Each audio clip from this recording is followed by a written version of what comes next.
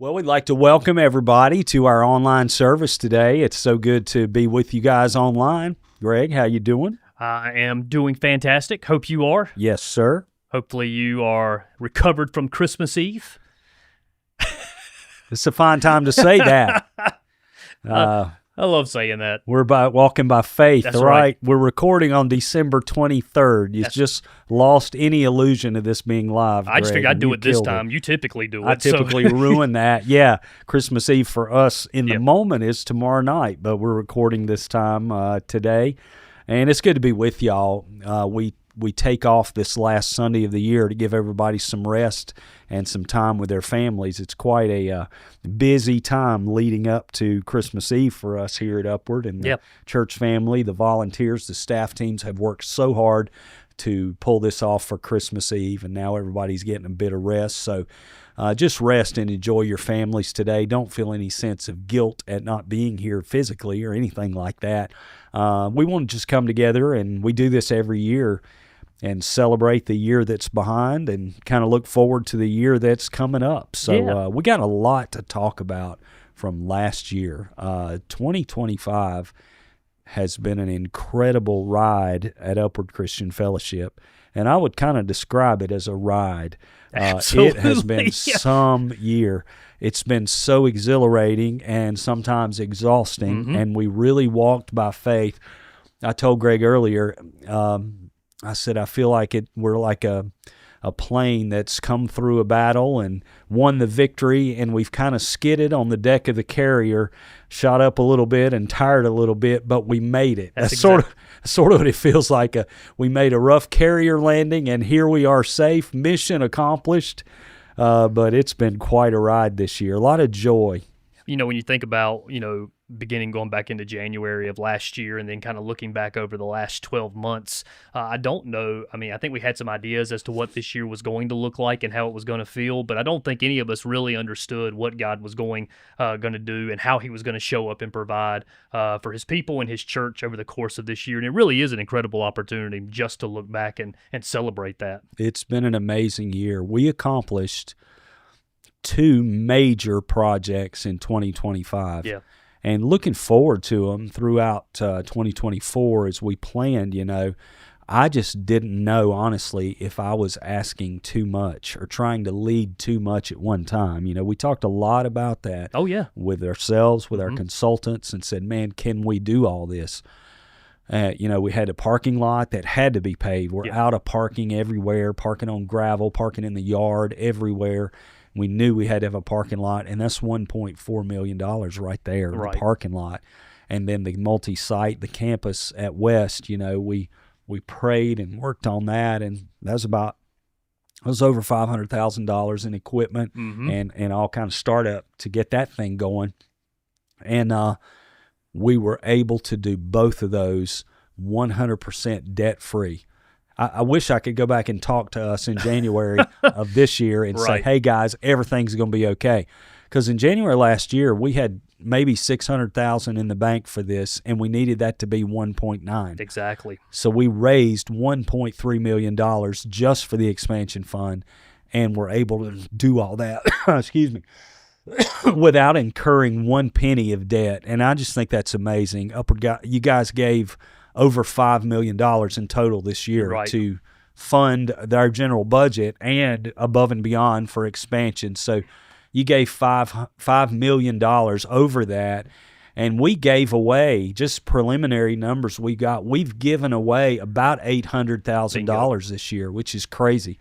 And that right there is money that had nothing to do with being used on this campus. I mean, every dime of that $800,000 is going out to further ministry through other organizations or different ministry partners that we have.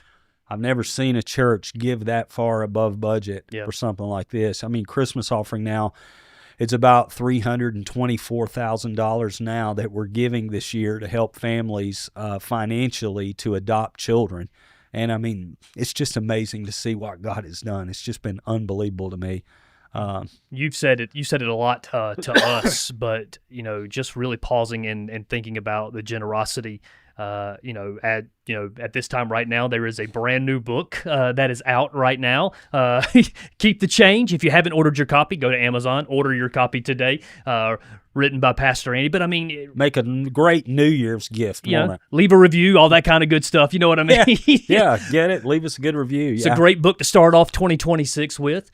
But a lot of people are too. It's been great. But I remember as you were writing that book this year, you kept saying over and over again, God's still writing this story of generosity in our church. And watching that generosity play out this year, and in all honesty, there were times I was like, is there anything left to give at this point?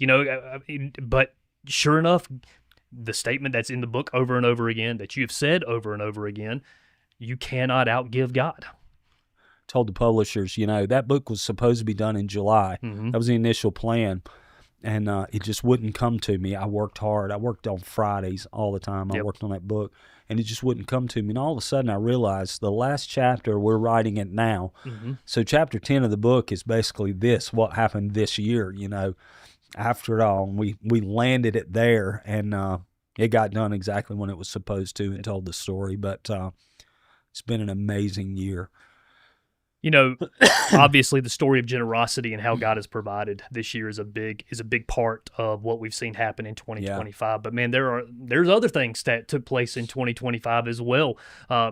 We say it a lot as well, that the best thing that we ever see happen is when somebody surrenders their life to Jesus Christ, right? I mean, that's what it all is about. And we see hands go up every single week, and sometimes it can get, just a little bit a habit when that happens. But do you know how many people we've seen on this campus give their life to Christ this year? Tell us. It is, as of the end of November, we haven't even calculated all the numbers in December yet, 562 people. That's just unbelievable. So awesome to think that in our services, that's just on campus here. That doesn't count people we've led to Jesus outside, just right here, 500, well over 500, probably 600 8 years in, said yes to Jesus. And that's just been that in itself is just amazing. Church, what I would challenge you with at this point in time is not to let that just become old and a habit and just like, oh, okay, we've seen people say yes to Jesus. Nope. Life-changing news, people going from death to life. 562 people are promised life and eternal through the course of this year, through the ministry of this church. Amazing. Thank you, Upward. Just thank you for who you are as a church family. It's just it's a joy to lead this body. It really is. We also had the highest number of baptisms we've ever had in the course of our church's history. This year we baptized 82 people. This year, going public with their faith, we saw 82 baptisms. That's amazing. I mean, I don't know, man. You don't see that. You don't see that all the time. You don't see that everywhere. You're baptizing every month now. Yeah. We've got a tremendous team of guest services volunteers that work really hard to make everybody's experience exciting when they drive up on this campus or at Upward West, from the parking lot to the coffee and the greeters and stuff like that. Well, because of the environment that's been created, we saw 611 first-time guests step foot onto Upward Flat Rock and Upward West this year as well. 611 people that got introduced to us for the very first time this year. I think we probably had the highest percentage this year of first-time guests take that next step, haven't we? It's been a pretty incredible year of that. Absolutely. So, we were doing something called the Upward Journey, and about halfway through the year, we made a switch there where we transitioned over to something called First Step, just a real quick 15-minute class people can pop into, get a free cookie as well, and hear a little bit more about the church as well. And I think we've seen about an increase of about 40% since we did that as well. So people are getting engaged in the life of the church. They're not just coming and checking it out one time and leaving, but they're actually getting engaged in what God's doing here. Yeah, that team's done an incredible job, along with the others. I mean, we've just had the staff has done such a tremendous job this year. They're all just hitting on all cylinders, working hard, being productive. It's been amazing to watch these teams grow. We talk about the generosity, but it's not just about generosity financially, but people are giving of their time as well. And a big push of what we do is getting people out into the community, to serve. I Yep. know one of the big things that I remember when you were talking about this several years ago about, let's not be about ownership, let's be about partnership, and let's partner with organizations in the community that are making God smile. And so at this point in time now, we're sending resources, whether it be financial or volunteers, to 30 different SMPs in our community. That is organizations, that's schools, that's nonprofits, that's the sheriff's department. It's a wide range of organizations that we're partnering with. One of the chapters in the book is called Partnership, Not Ownership. I think I read that somewhere. I hope you did. Yeah. Required reading for you. That's exactly right. When you think about 2025, and I know we spent a few minutes at the very beginning talking about the generosity, and that may be the answer to this question. If it is, that's fine. But when you think back and you look back over 2025, what are you most thankful for what we saw God do this year? Obviously, salvations has to take the top of that list, and the life change stories in people's personal lives touch me deeper than anything else. When I hear I've been sober for a year because of a decision I made here, I hear that kind of thing. Yeah, sure. My marriage is saved. I have all kind of people holding these babies. We prayed for babies. Yeah. Not all of them have come yet. Some of them are going to come in 2026. Right. But when I see people coming in holding those babies we prayed in, when I hear somebody being healed, as an organization, I am so proud that we stayed out of debt. We didn't go anywhere with our hand out saying, give to me. We went to give to people. We stayed out of debt and were generous at the same time. That's just amazing to me that we gave away $800,000 at a time when we were spending so much on parking and multi-site. We stayed generous and stayed out of debt. And I think that is a witness to people, to the community, to the world, what God can do when you're generous. As you're saying that right now, I'm thinking of a couple of stories that took place in the last couple of months of organizations that reached out to us. They had a situation that came up, and there was somebody else that was supposed to be able to meet this need, and for whatever reason, they weren't able to. And so the first call that they made was to Upward to say, hey, listen, we had this situation come up. It was taken care of. It's not anymore. Is there any way that you could help out with this need?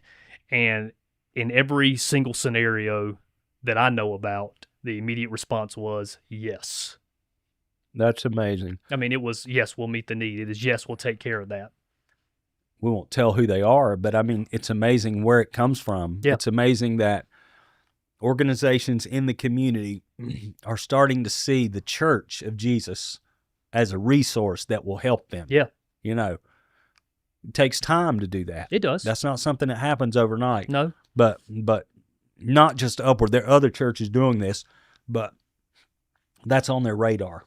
Had a pastor of a great church in eastern North Carolina. He's heard our story.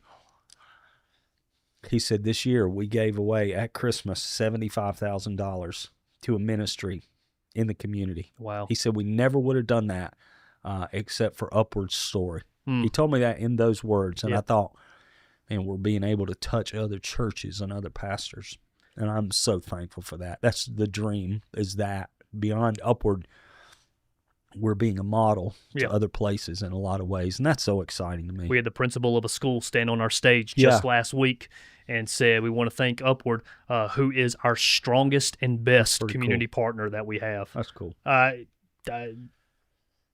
don't have words to be able to express the feeling in that moment. It's again, we all know it's not about Upward. No. It's not about look at Upward, but it's about the Church of Jesus Christ is being seen as a resource. Yeah. Not as a drain, not as a group of people out there asking for something, but people who say, how can we help? And that's a huge win. So I'm so proud of that. So this year's been fantastic. It's been wonderful. It's been great, but it also hasn't been without its challenges. What would you say was probably maybe a challenge that we saw, but man, you just saw God come through as well within that? I think the challenging thing going multi-site is, and we've talked about this doesn't surprise you, a lot of church, a lot of resources, a lot of volunteers, a lot of people in one location. Mm-hmm. When you go to two, you really get spread thin. Sure. So we have more people coming than we've ever had before, more volunteers working than we've ever had before. Yep. But they're spread out all across the county. You know what I Right. mean? We're in 2 locations instead of 1. And that's really been a challenge. It really has for us because you have to send really good people away. You know what I'm saying? So Right. it's like from the sending campus here at Flat Rock, we've sent some fantastic people to West to go do things and volunteer and worship and teach and lead kids and everything. So it's been a challenge. It takes a while to kind of recover from that and strengthen the organization, you know, as you've spread everybody out.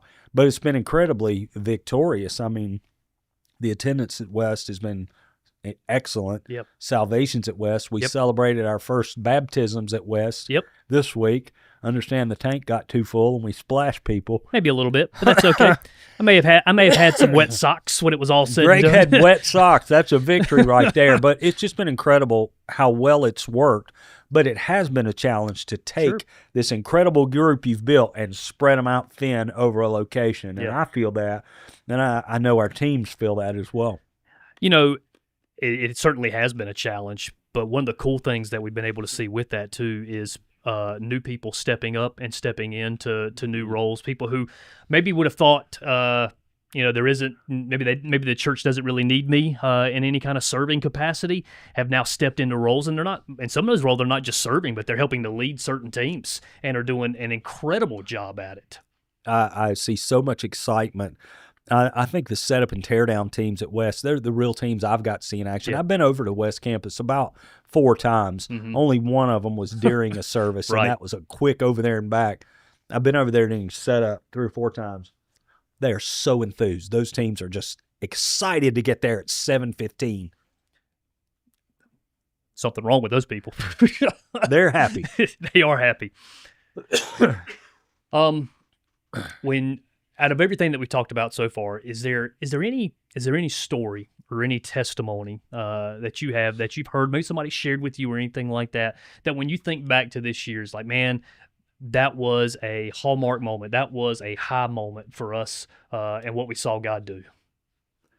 There are almost too many to really share. Yeah. They're just, I have to be careful that it doesn't become commonplace to me.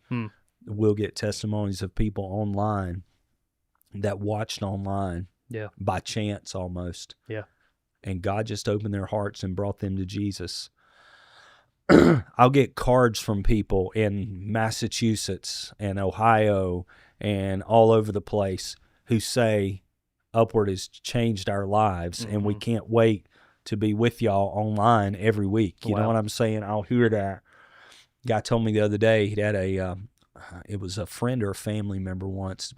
It was a couple months ago. He said he'd been trying to get him to come to church and he hasn't. But then the guy said, "Would you just watch his service online?" And he said, "Okay, I will." And weeks later, he said, "I've been sober now for X number of weeks." And it was after I watched that service. Wow. And that's the reason. The biggest thing that hits me, though, is that people who are far from Jesus come in here and their defenses get lowered. Mm-hmm. And they start seeing something. They see that church can be different. That type of thing. Right. To see someone who's far from God take a step towards Jesus after hanging out with us Mm-hmm. is the most rewarding thing of all. And we've seen that regularly. I mean, I love that. I think for me it is when I get a chance to walk through the doors of Flat Rock or at West. I love seeing the number of kids and teenagers that are not just here, but that are involved in some type of serving capacity. You can't walk through the front doors of this church without getting your getting a handshake from a young person or From a little kid. from a little kid. You'll be leaning down to shake the greeter's hands. I think that's The cafe incredible. The The cafe cafe. has young people in it. Our kids' classrooms have volunteer leaders that are kids that are in there as well. like families work in the cafe. Yes. I see that. Yes. I love that. And I'm just sitting here and I'm thinking about it, how fortunate I feel to be in a place where both of my kids, 13 and 11, have found opportunities in places where they weren't told, you got to wait till you get a little bit older, but they've been given opportunities to jump in there and to help take care of a baby, or to, Christmas Eve, they're both caroling out front. They're both a part of that. I love being in a place, and not just here at Upward, right? But I love being in a place where I see not just God working in my kids' lives, but using them to meet the needs of others. That's right. That's awesome. And so It's happening. That's a testimony from my vantage point Can't beat from that. this year. Can't beat that. Well, as great as 2025 has been, we are excited about 2026 and what is on the horizon and what God's going to do there. So I'd love for us, and we'd love to hear a little bit from you about what's exciting for you about going into next year. God's got some great plans for 2026. We've got a lot of plans. We want to make sure our plans are His plans. Right. We want to make sure we're following His plan. I talked in August about how we were from Isaiah 54 about enlarging the tent, lengthening the cords, and strengthening the stakes. And in 2025, God has enlarged our tent. Yes. One location is 2 locations. One sanctuary is 2. One children's ministry is 2. So we're in both sides of Henderson County. So our influence has grown. We have people attending West that have never been to Flat Rock. They've never been in here. Yeah. When I was there, I was about to say, you met a few of them for the first time. New families that I didn't know, which was so much fun. He's enlarged the tents. We've definitely had to lengthen the cords. Yep. So when you talk about being stretched thin, you lengthen the cords. I think 2026 is going to be a year of strengthening the stakes, of driving the stakes down in the ground of things that will never change at Upward. Yeah. There are some stakes and some things that will never change, as big as the organization and the body may grow. In fact, the bigger it grows, the deeper you have to drive those stakes. So we're going to make 2026, it's going to be a year of a lot of talk about discipleship, about coming to know Jesus closely. I want us to get close to Jesus in 2026, and not that we're far from Him now, but there's been so much work and so much busyness and so much activity, and I don't think the busyness is going anywhere, but I want us to focus this year on getting close to Jesus personally, driving those stakes deep in the ground. I want us to read the Bible in 2026 together.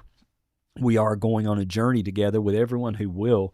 I read regularly through the Life Journal reading plan. Mm-hmm. It's on the YouVersion Bible app, or you can download it and you can buy a Life Journal somewhere online and go through the reading plan and do it that way.